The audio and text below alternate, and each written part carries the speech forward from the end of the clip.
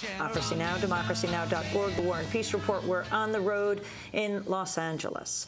I'm Amy Goodman. Thousands of human rights activists are gathering at Fort Benning, Georgia this weekend for the annual protest to shut down the U.S. Army Training Center, once known as the School of the Americas. The school, now known as the Western Hemisphere Institute for Security Cooperation, or WISC, is used to train Latin American soldiers in combat, counterinsurgency, and counter-narcotics. Critics have dubbed the training center the School of the Assassins because some of its graduates are responsible for some of the worst human rights abuses in Latin America.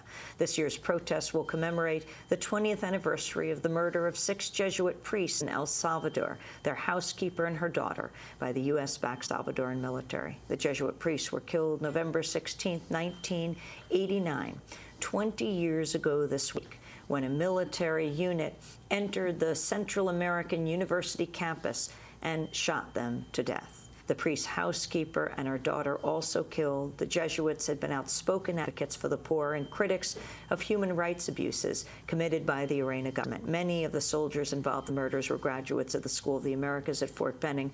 Earlier this week in El Salvador, the Jesuit priests were bestowed the nation's highest civilian award, marking the first time the Salvadoran government has honored the priests since their deaths. El Salvador's defense minister announced the military is ready to ask for forgiveness and open its archives to a long-sought investigation. The current head of the Central American University, Father Jose Maria Tejera, welcomed the posthumous recognition. La primera vez en 20 años que el Estado salvadoreño, a través de uno de sus poderes, reconoce la dignidad de los jesuitas. As a matter of fact, this is the first time in 20 years that Salvadoran state, by one of its powers, recognizes Jesuits' dignity. Many people from all parties, of course Arena as well, commented before those priests were great men who helped to end war before, because their martyrdom pushed to accelerate peace talks. But never 20 years, an official word of recognition for those people's dignity. De estas personas jamás en 20 años. Bueno, es la primera vez. This is the first time, and I think it's a very important symbol that should be open to all victims from El Salvador. To talk more about the 1989 killing of the Jesuits and the state of Latin American affairs, I'm joined here in Los Angeles by Blasé Bonpane. He's a former Maryknoll priest who serves as the director of the Office of the Americas here in Los Angeles. For more than 4 decades, he's worked to promote human rights in Latin America. He also hosts the show World Focus on Pacifica Radio's KPFK here in Los Angeles, and the author of many books, including Civilization is Possible. Welcome to Democracy Now!, Blasé Bonpane. It's good to be here.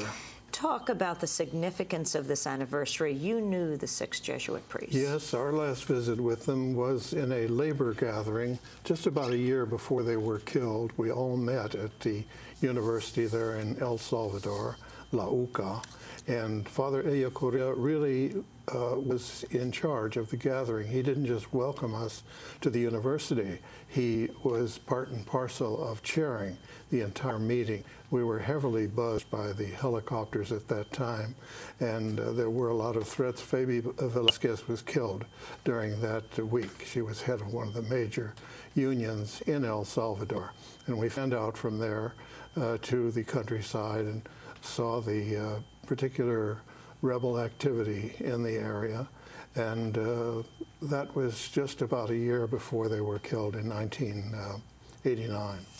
Talk about the chronology that year that included a series of murders.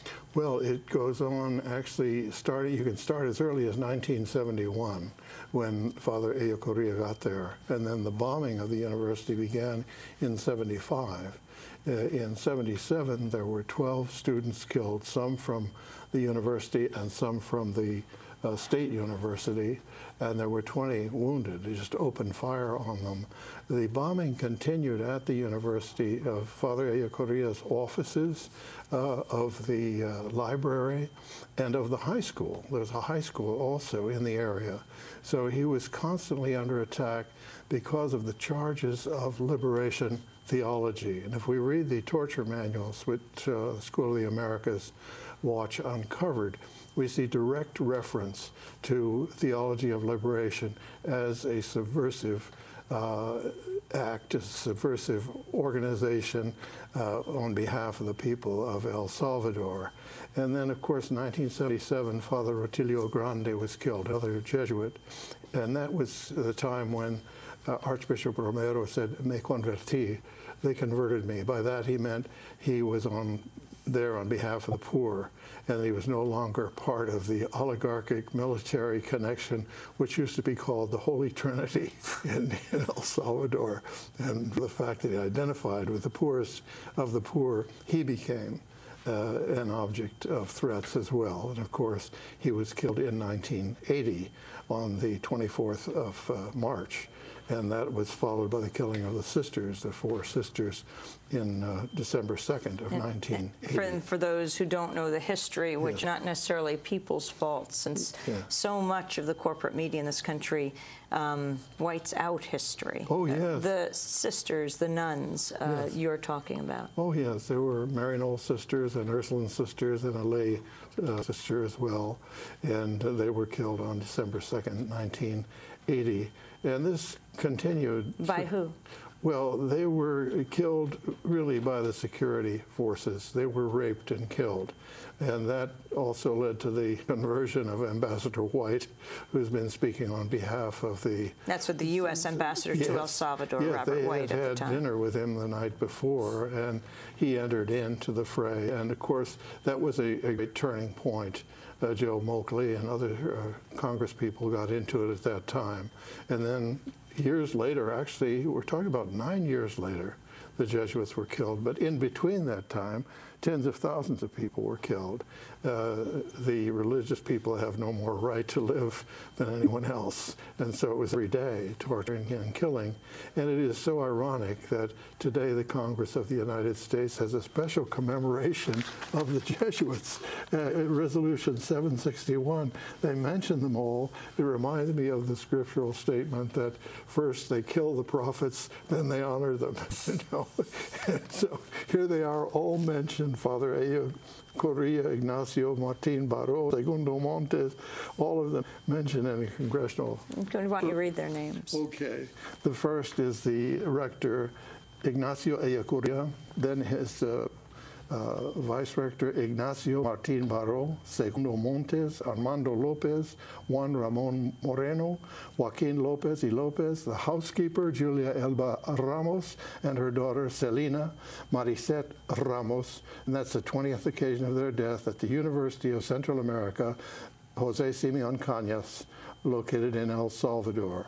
And they talk about how the military came in and murdered them all. And then they speak about the work that each one of them did, including the housekeeper and her daughter.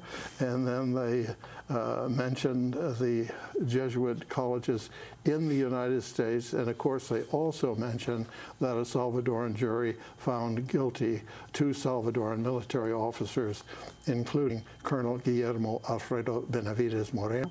And that was the first time in Salvadoran history when any of the military were charged.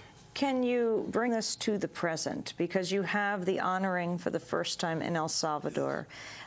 You have this resolution.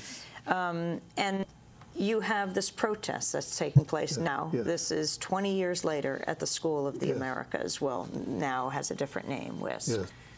Well, it's important to continue that because we're still involved in intervention. El Salvador has had its people in the streets for over 150 days. I spoke to President Zelaya this week. They are dealing with the junta in the same fashion. This is in Honduras? Yeah, in Honduras. They're dealing with the junta as if the junta has as much right to be there as the actual president. And so the battle goes on. And President Zelaya should be reinstated. And unfortunately, we're not giving him the support we should. Well, let's talk about that. The U.S.